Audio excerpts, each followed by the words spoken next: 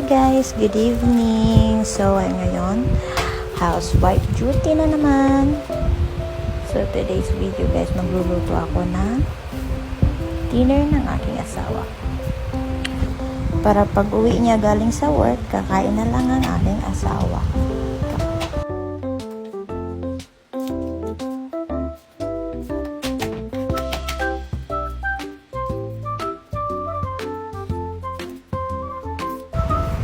So ngayon, gagayatin na natin ang bawang at saka sibuyas.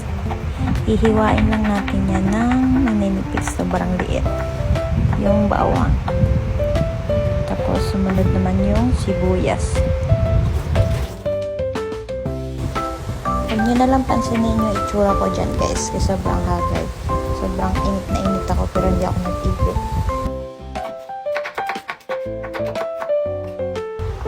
Seryoso ata iyan.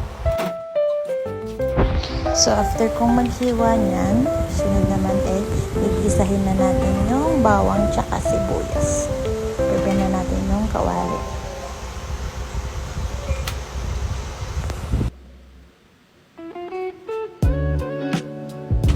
Ngayon, lagyan na natin ng mantika.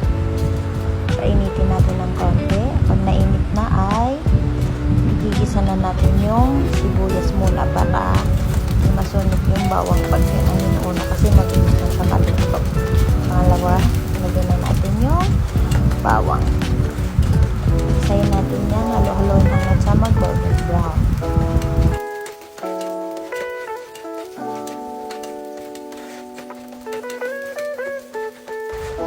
Ayan.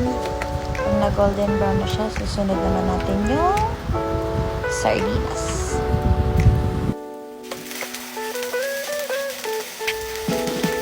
Pag nilagay na natin yung sardinas, lagyan na natin ng tubig. Ng tatlong takal.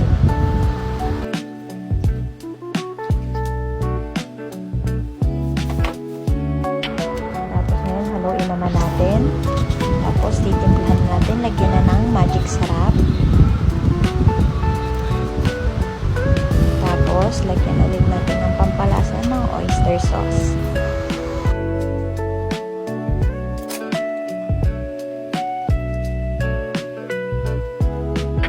Tapos, after maglagay, haluin natin muna. Tapos, pakuliin natin yan. Tapos, pag kumulo na yan, lagyan na natin yung udong pag kumulo na after.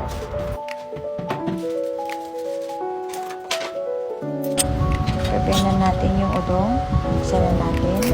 Para pag kumulo na yung niluto natin, lalagay natin agad yung udong.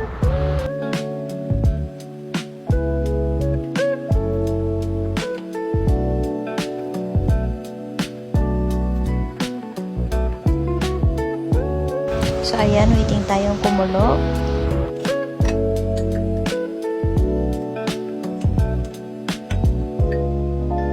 Ayan, prepare ko yung kanin.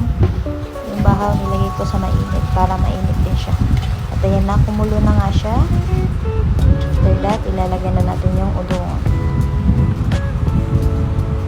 Ayan, pag nilagay na natin yung udong, hanguin, haluin. Tapos, takpan ulit. Tapos, pakulin pa natin ulit hanggang sa lumambot yung udong. So, habang nag-aantay tayo lumambot yung udong, hugasan muna natin yung mga ginamitan natin para iwas maraming hugasin at malinis ang ating lababo lagi.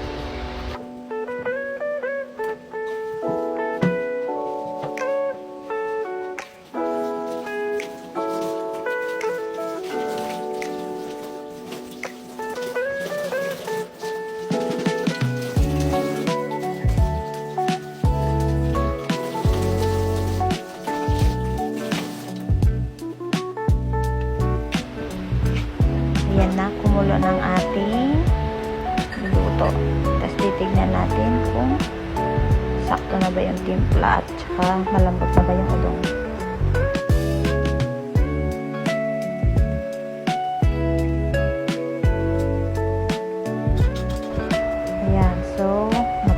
mantika, lagyan natin ng konting